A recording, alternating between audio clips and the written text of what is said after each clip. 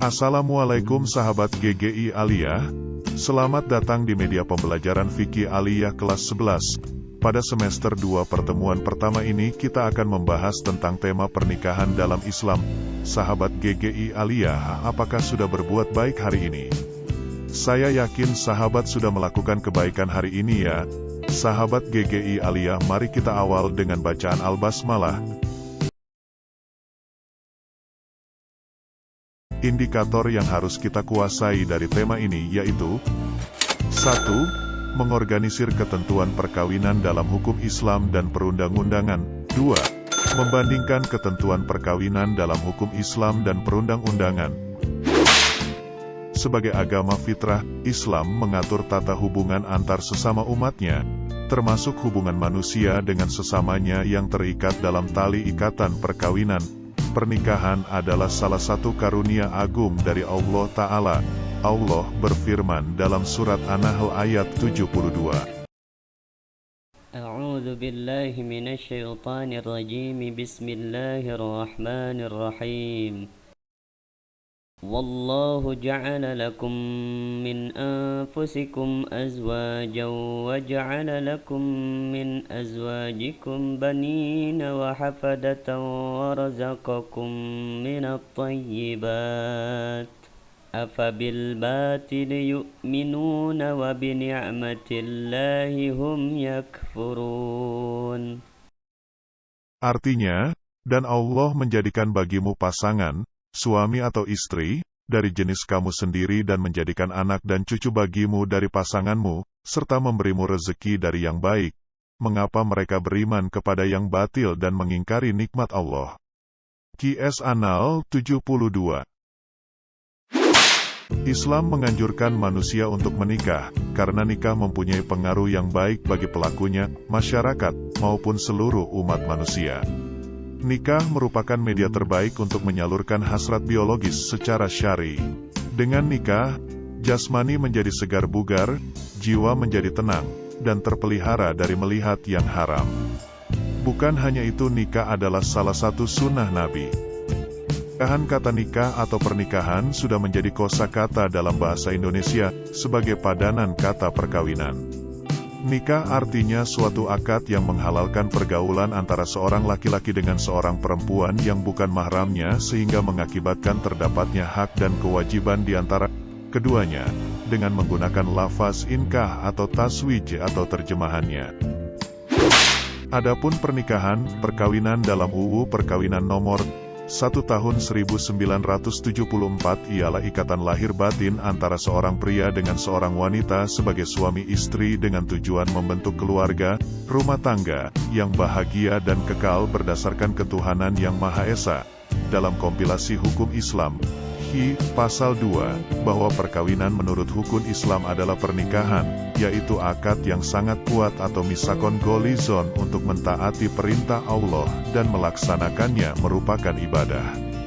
Tujuan pernikahan menurut Pasal 3 bahwa perkawinan bertujuan untuk mewujudkan kehidupan rumah tangga yang sakinah, mawadah, dan rahmah. Dalam Pasal 4 perkawinan adalah sah, apabila dilakukan menurut hukum Islam sesuai dengan Pasal 2 ayat 1, Undang-Undang Nomor 1 Tahun 1974 tentang perkawinan. Seiring dengan kemajuan zaman, maka pernikahan harus tertib administrasi. Hal ini dilakukan untuk menjamin hak dan kewajiban suami istri dalam kehidupan berbangsa dan bernegara. Maka dalam Pasal 5 menjelaskan, 1. Agar terjamin ketertiban perkawinan bagi masyarakat Islam, setiap perkawinan harus dicatat. 2. Pencatatan perkawinan tersebut pada ayat 1 dilakukan oleh pegawai pencatat nikah sebagaimana yang diatur dalam Undang-Undang Nomor 22 Tahun 1946 junto Undang-Undang Nomor 32 Tahun 1954. Sekarang kita bahas hukum pernikahan. Pernikahan merupakan perkara yang diperintahkan dalam Al-Quran dan hadis, demi terwujudnya kebahagiaan dunia akhirat. Allah berfirman dalam surat An-Nisa, ayat 3. فَإِنْ خِفْتُمْ أَلَّا تُقْسِطُوا فِي الْيَتَامَى فَانكِحُوا مَا طَابَ لَكُمْ فانكحوا ما طاب لكم من النساء مثنى وثلاث ورباع فإن خفتم ألا تعدلوا فواحدة أو ما ملكت أيمانكم ذلك أدنى ألا تعولوا. Artinya, dan jika kamu khawatir tidak akan mampu berlaku adil terhadap hak-hak perempuan yatim, bila mana kamu menikahinya, maka nikahilah perempuan lain yang kamu senangi, 2, 3 atau 4. Tetapi jika kamu khawatir tidak akan mampu berlaku adil, maka nikahilah seorang saja atau hamba sahaya perempuan yang kamu miliki. Yang demikian itu lebih dekat agar kamu tidak berbuat zalim. Qs. An-Nisa ayat 3. Rasulullah bersabda, عن أنس أن نفرا من أصحاب النبي صلى الله عليه وسلم قال بعضهم لا أتزوج النساء وقال بعضهم لا آكل اللحم وقال بعضهم لا أنام على فراش وقال بعضهم أصوم فلا أفطر فبلغ ذلك رسول الله صلى الله عليه وسلم فحمد الله وأثنى عليه ثم قال ما بال أقوام يقولون كذا وكذا لكني أصلي وأنام وأصوم وأفطر وأتزوج النساء فمن رغب عن سنتي فليس مني.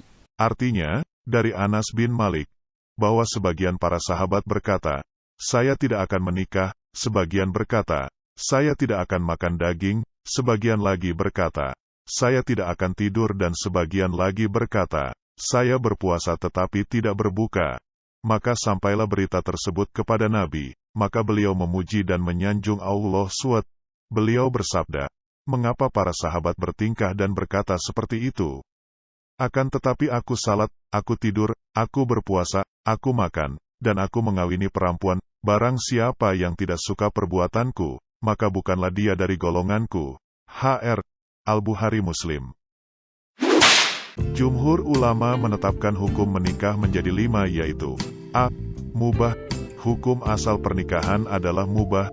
Hukum ini berlaku bagi seseorang yang tidak terdesak oleh alasan-alasan yang mewajibkan nikah atau mengharamkannya. B. Sunnah.